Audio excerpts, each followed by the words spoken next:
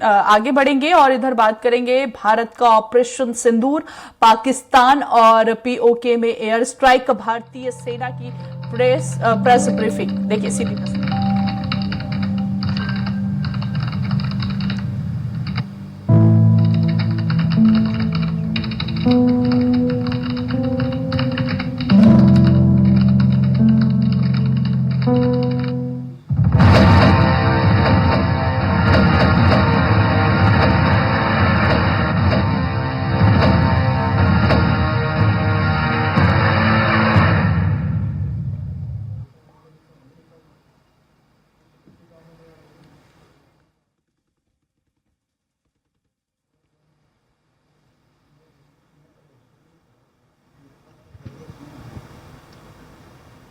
नमस्कार। इस ब्रीफिंग में शामिल होने के लिए आप सभी का धन्यवाद। जैसा कि आप सभी जानते हैं, 22 अप्रैल 2025 को लश्कर ए तैयबा से संबंधित पाकिस्तानी और पाकिस्तान प्रशिक्षित आतंकवादियों ने भारत में जम्मू और कश्मीर के पहलगाम में भारतीय पर्यटकों पर बर्बरतापूर्ण हमला किया। 25 भारतीयों और एक नेपाली नागरिक को कायरतापूर्ण मौत के घाट उतार दिया गया। मुंबई के 26 नवंबर 2008 के हमलों के बाद यह भारत में हुई किसी आतंकवादी हमले में मारे गए आम नागरिकों की संख्या की दृष्टि से सबसे गंभीर घटना है। पहलगाम का हमला अत्यधिक बर्बरतापूर्ण था, जिसमें वहां मौजूद लोगों को करीब से और उनके परिवारों के सामने सिर पर गोली मारी गई। हत्या के इस तरीके से परिवार के सदस्यों को जानबूझकर आघात पहुंचाया गया। साथ ही उन्हें यह नसीहत भी दी गई कि वे वापस जाकर इस संदेश को पहुंचा दें। यह हमला स्पष्ट रूप से जम्मू और कश्मीर में बहाल हो रही सामान्य स्थिति को बाधित करने के उद्देश्य से किया गया था। चूंकि पर्यटन फिर से अर्थव्यवस्था का मुख्य आधार बन रहा था, इस हमले का मुख्य उद्देश्य इसे प्रतिकूल रूप से प्रभावित करना था। पिछले वर्ष आप सभी जानते हैं 2.25 करोड़ से अधिक पर्यटक कश्मीर आए थे। इस हमले का मुख्य उद्देश्य इसलिए संभवतः यह था कि इस संघ राज्य क्षेत्र में विकास और प्रगति को नुकसान पहुंचाकर इसे पिछड़ा बनाए रखा जाए और पाकिस्तान से लगातार होने वाले सीमा पार आतंकवाद के लिए उपजाऊ जमीन बनाने में सहायता की जाए। हमले का यह तरीका जम्मू और कश्मीर और शेष राष्ट्र दोनों में सांप्रदायिक दंगे भड़काने के उद्देश्य से भी प्रेरित था। इसका श्रेय सरकार और भारत के सभी नागरिकों को दिया जाना चाहिए कि इन प्रयासों को विफल कर दिया गया। एक समूह ने खुद को रेजिस्टेंस फ्रंट टीआरएफ कहते हुए इस हमले की जिम्मेदारी ली है। यह समूह संयुक्त राष्ट्र द्वारा प्रतिबंधित पाकिस्तानी आतंकवादी समूह लश्कर ए तैयबा से जुड़ा हुआ है। यह उल्लेखनीय है कि भारत ने मई और नवंबर 2024 में संयुक्त राष्ट्र की 1267 कमेटी की सैंक्शंस मॉनिटरिंग टीम को अर्धवार्षिक रिपोर्ट प्रस्तुत की थी, जिसमें टीआरएफ के बारे में साफ इनपुट दिए गए थे। इससे पाकिस्तान स्थित आतंकवादी समूहों के लिए कवर के रूप में टीआरएफ की भूमिका सामने आई थी। इससे पहले भी दिसंबर 2023 में भारत ने इस टीम को लश्कर ए तैयबा और जैश ए मोहम्मद के बारे में सूचित किया था, जो टीआरएफ जैसे छोटे आतंकवादी समूहों के माध्यम से अपनी गतिविधियों को संचालित कर रहे हैं। इस संबंध में 25 अप्रैल को यूएन सिक्योरिटी काउंसिल प्रेस वक्तव्य में टीआरएफ के संदर्भ को हटाने के लिए पाकिस्तान के दबाव पर भी ध्यान दिया जाना चाहिए। पहलगाम आतंकवादी हमले की जांच से पाकिस्तान के साथ आतंकवादियों के संपर्क उजागर हुए हैं। रेजिस्टेंस फ्रंट द्वारा किए गए दावे और लश्कर ए तैयबा से ज्ञात सोशल मीडिया हैंडल द्वारा इसको रीपोस्ट किया जाना इसकी पुष्टि करता है। चश्मदीद गवाहों और विभिन्न जांच एजेंसियों को उपलब्ध अन्य सूचनाओं के आधार पर हमलावरों की पहचान भी हुई है। हमारी इंटेलिजेंस ने इस टीम के योजनाकारों और उनके समर्थकों की जानकारी जुटाई है। इस हमले की रूपरेखा भारत में सीमा पार आतंकवाद को अंजाम देने के पाकिस्तान के लंबे ट्रैक रिकॉर्ड से भी जुड़ी हुई है, जिसके लिखित और स्पष्ट दस्तावेज उपलब्ध हैं। पाकिस्तान दुनिया भर में आतंकवादियों के लिए एक शरण स्थल के रूप में पहचान बना चुका है। यहां अंतर्राष्ट्रीय स्तर पर प्रतिबंधित आतंकवादी सजा पाने से बचे रहते हैं। इसके अलावा पाकिस्तान ने इस मुद्दे पर विश्व और फाइनेंशियल एक्शन टास्क फोर्स जैसे अंतर्राष्ट्रीय मंचों को जानबूझकर गुमराह करने के लिए भी जाना जाता है। साजिद मीर का मामला, जिसमें इस आतंकवादी को पाकिस्तान ने मृत घोषित कर दिया था और फिर अंतर्राष्ट्रीय दबाव के परिणाम स्वरूप वो जीवित पाया गया, इसका सबसे स्पष्ट उदाहरण है। यह स्वाभाविक है कि पहलगाम में हुए इस हमले से जम्मू और कश्मीर के साथ साथ भारत के अन्य भागों में भी आक्रोश देखा गया। हमलों के बाद भारत सरकार ने स्वाभाविक रूप से पाकिस्तान के साथ संबंधों को लेकर कुछ कदम उठाए। आप सभी उन निर्णयों से अवगत हैं जिसकी घोषणा 23 अप्रैल को की गई थी। तथापि यह आवश्यक समझा गया कि 22 अप्रैल के हमले के अपराधियों और उनके योजनाकारों को न्याय के कटघरे में लाया जाए। हमलों के एक पखवाड़े के बाद भी पाकिस्तान द्वारा अपने क्षेत्र या अपने नियंत्रण वाले क्षेत्रों में आतंकवादियों की इंफ्रास्ट्रक्चर के विरुद्ध कार्यवाही करने के लिए कोई स्पष्ट कदम नहीं उठाया गया है। उल्टे वो इनकार करने और आरोप लगाने में ही लिप्त रहा है। पाकिस्तान आधारित आतंकवादी मॉड्यूल्स पर हमारी खुफिया निगरानी ने संकेत दिया है कि भारत के विरुद्ध आगे भी हमले हो सकते हैं। अतः इनको रोकना और इनसे निपटना दोनों को बेहद आवश्यक समझा गया। आज सुबह, जैसा कि आपको ज्ञात होगा, भारत ने इस तरह के सीमा पार हमलों का जवाब देने और उन्हें रोकने तथा उनका प्रतिरोध करने के अपने अधिकार का प्रयोग किया है। यह कार्यवाही नपीतुली, नॉन एस्केलेटरी, आनुपातिक और जिम्मेदारीपूर्ण है। यह आतंकवाद की इंफ्रास्ट्रक्चर को समाप्त करने और भारत में भेजे जाने वाले संभावित आतंकवादियों को अक्षम बनाने पर केंद्रित है। आपको यह भी स्मरण होगा कि 25 अप्रैल 2025 को संयुक्त राष्ट्र सुरक्षा परिषद ने पहलगाम आतंकवादी हमले पर एक प्रेस वक्तव्य जारी किया था, जिसमें आतंकवाद के इस निंदनीय कार्य के अपराधियों, आयोजकों, फाइनेंसरों और प्रायोजकों को जवाबदेह ठहराने और उन्हें न्याय के दायरे में लाने की आवश्यकता पर जोर दिया गया था। भारत की आज की इस कार्रवाई को इसी संदर्भ में देखा जाना चाहिए। Good morning. Thank you all for joining this briefing. As you are all aware, on April 22, 2025, Pakistani and Pakistan-trained terrorists belonging to the Lashkar-e-Taiba carried out a savage attack on Indian tourists at Pahalgam in Jammu and Kashmir in India. They murdered 26 people, including one national of Nepal, causing the largest number of civilian casualties in a terrorist attack in India since the 26 November 2008 attacks in Mumbai. The attack in Pahalgam was marked by extreme barbarity, with the victims mostly killed with headshots from close range and in front of their families. Family members were deliberately traumatized through the manner of the killing, accompanied by the exhortation that they should take back the message.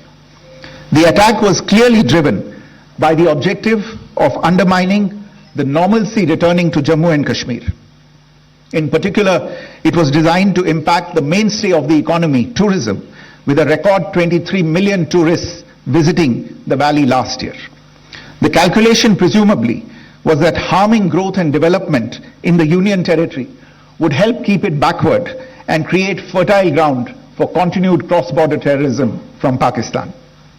The manner of the attack was also driven by an objective of provoking communal discord, both in Jammu and Kashmir and the rest of the nation. It is to the credit of the government and the people of India that these designs were foiled. A group calling itself the Resistance Front has claimed responsibility for the attack. This group is a front for the UN proscribed Pakistani terrorist group Lashkar-e-Taiba. It is notable that India had given inputs about the TRF in the half-yearly report to the monitoring team of the UN's 1267 Sanctions Committee in May and November 2024, bringing out its role as a cover for Pakistan-based terrorist groups. Earlier too, in December 2023, India had informed the monitoring team about Lashkar and Jaish-e-Mohammed operating through small terror groups such as the TRF. Pakistan's pressure to remove references to TRF in the April 25 UN Security Council press statement is notable in this regard. Investigations into the Pahalgam terror attack have brought out the communication notes of terrorists in and to Pakistan. The claims made by the Resistance Front and their reposting by known social media handles of the Lashkar-e-Taiba speak for themselves. Identification of the attackers based on eyewitness accounts as well as other information available to law enforcement agencies has also progressed. Our intelligence has developed an accurate picture of the planners and backers of this team. The features of this attack also tie in with Pakistan's long track record of perpetrating cross-border terrorism in India, which is well documented and beyond question. Pakistan also has a well-deserved reputation as a haven for terrorists from around the world, with internationally proscribed terrorists enjoying impunity there. In addition, Pakistan has been known to willfully mislead the world and international forums such as the Financial Action Task Force on this issue. The Sajid Mir case, in which this terrorist was declared dead and then, in response to international pressure, brought back to life, found alive and arrested, is the most glaring example. The latest attack in Pahalgam has understandably generated deep anger in Jammu and Kashmir and in other parts of India. Following the attacks, the government of India naturally responded with a set of initial measures relating to our engagement with Pakistan. You're all aware of the decisions that were announced on the 23rd of April. However, it was deemed essential that the perpetrators and planners of the 22nd April attack be brought to justice. Despite a fortnight having passed since the attacks, there has been no demonstrable step from Pakistan to take action against the terrorist infrastructure on its territory or on territory under its control. Instead, all it has indulged in are denials and allegations. Our intelligence monitoring of Pakistan-based terrorist modules indicated that further attacks against India were impending. There was thus a compulsion both to deter and to preempt. Earlier this morning, as you would be aware, India exercised its right to respond and preempt as well as deter more such cross-border attacks. These actions were measured, non-escalatory, proportionate and responsible. They focused on dismantling the terrorist infrastructure and disabling terrorists likely to be sent across to India. You would also recall that the Security Council on 25th April 2025 had issued a press statement on the Pahalgam terror attack, underlining, and I quote, the need to hold perpetrators, organizers, financiers and sponsors of this reprehensible act of terrorism accountable and bring them to justice, unquote. India's latest actions should be seen in this context. Joining me for this briefing on our actions earlier this morning are Colonel Sophia Qureshi and Wing Commander Vyomika Singh. I will request them to share some details regarding Operation Sindoor with all of you.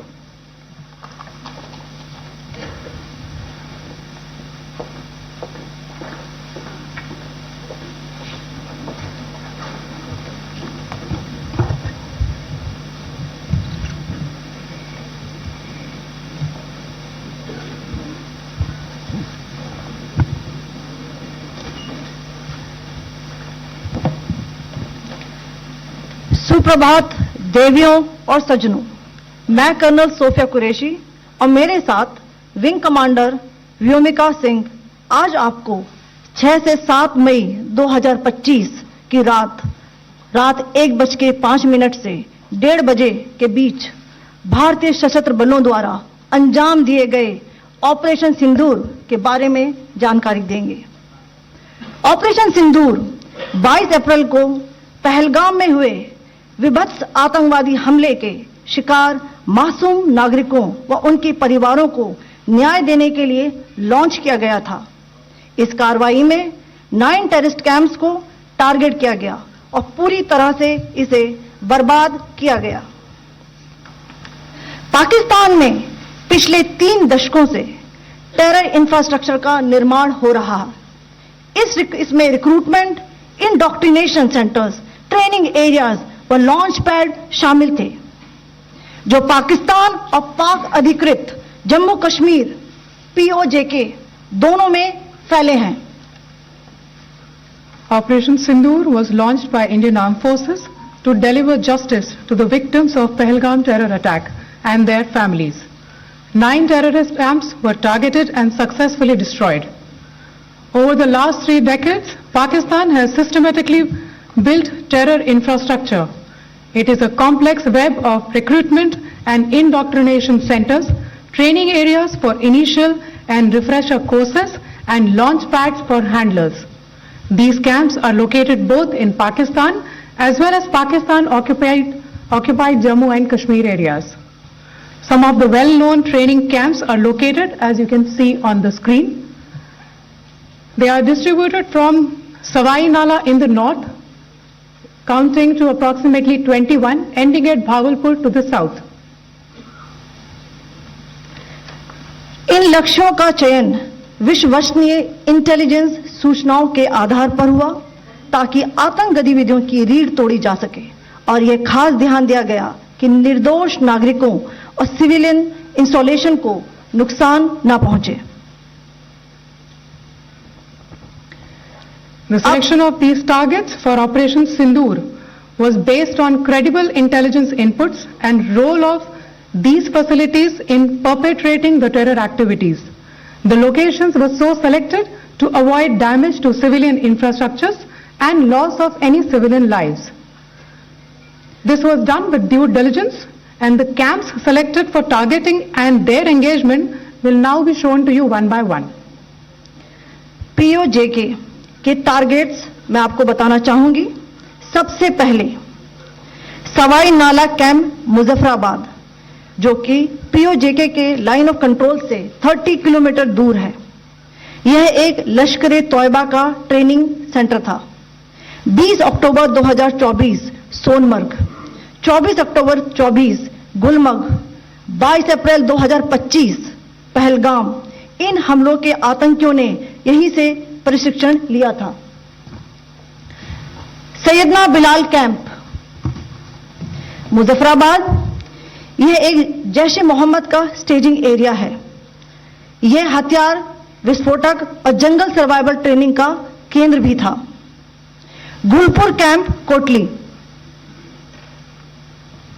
यह LOC से 30 kilometre दूर था। लश्कर ए तोयबा का base था, जो रजौरी पुंछ में सक्रिय था। 20 अप्रैल 2023 को पुंछ में और 9 जून 2024 को तीर्थ यात्रियों के बस हमले में यहीं से आतंकी को ट्रेन किया गया था।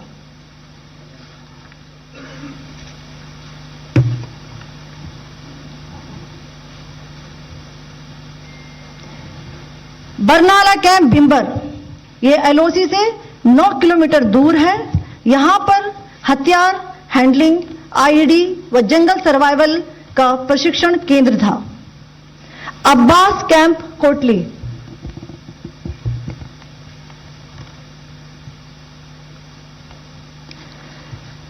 यह LOC से 13 किलोमीटर दूर है। लश्कर ए तोयबा का फिदाइन यहां तैयार होता था। इसकी कैपेसिटी 15 टेररिस्ट को ट्रेन करने की थी।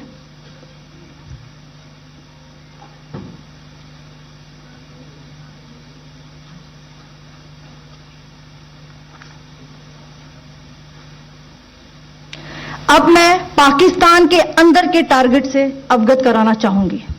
पहला, सर्जिकल कैंप सियालकोट।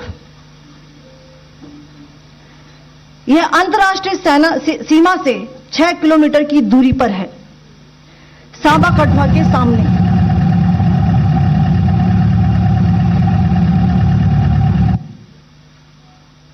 मार्च 2025 में जम्मू एंड कश्मीर पुलिस के 4 जवानों की जो हत्या की गई थी, उन आतंकवादियों को इसी जगह पर ट्रेन किया गया था। दूसरा, महमूना जाया कैंप सियालकोट।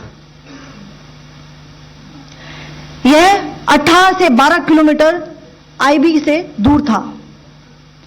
हिजबुल मुजाहिदीन का बहुत बड़ा कैंप था। यह कठुआ जम्मू क्षेत्र में आतंक फैलाने का नियंत्रण केंद्र था। पठानकोट एयरफोर्स बेस पर किया गया हमला भी इसी कैंप से प्लान और डायरेक्ट किया गया था। मरकज ताइबा मुरीद के, यह आईबी से 18 से 25 किलोमीटर दूरी पर है। 2008 के मुंबई हमले के आतंकी भी यहीं से प्रशिक्षित हुए थे। अजमल कसब व डेविड हेडली भी यहां ट्रेन हुए थे।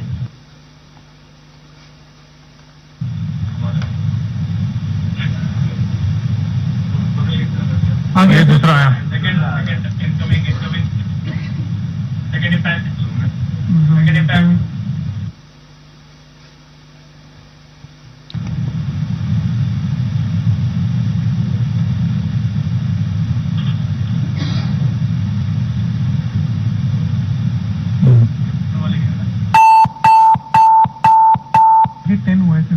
टारगेट 10 हुआ, एंक्लोजर सेम ही है, 7 it is hit the target. हाँ हाँ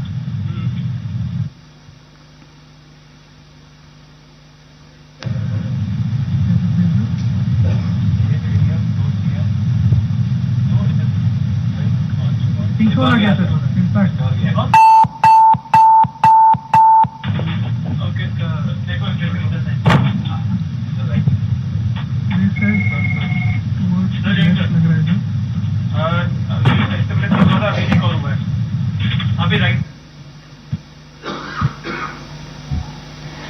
मरकज सुभान अल्लाह भावलपुर, यह इंटरनेशनल बाउंड्री से 100 किलोमीटर दूर है। जैश ए मोहम्मद का मुख्यालय था। यहां पर रिक्रूटमेंट, ट्रेनिंग व इंडॉक्ट्रिनेशन का केंद्र भी था। शीर्ष आतंकी अक्सर यहां आते थे।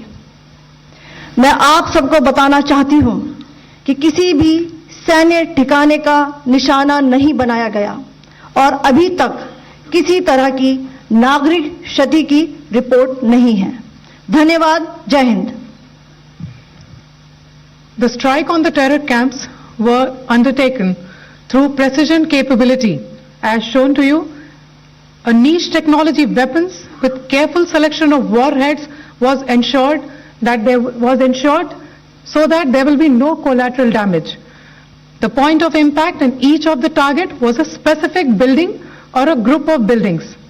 All the targets were neutralized with clinical efficiency, and the results reiterate the professionalism of the Indian Armed Forces in the planning and execution of their operations. No military establishments were targeted. India has demonstrated considerable restraint in its response. However, it must be said that the Indian Armed Forces are fully prepared to respond to Pakistani misadventures, if any, that will escalate this situation. Jai Hind, and thank you very much. Ladies and gentlemen, friends in the media, I ask your indulgence today in view of the fact that this is still an evolving situation. We will therefore not be able to take questions and answers today, but we will come back for more updates and more briefings shortly. Thank you all very much for joining us this morning. Thank you. Jai Hind.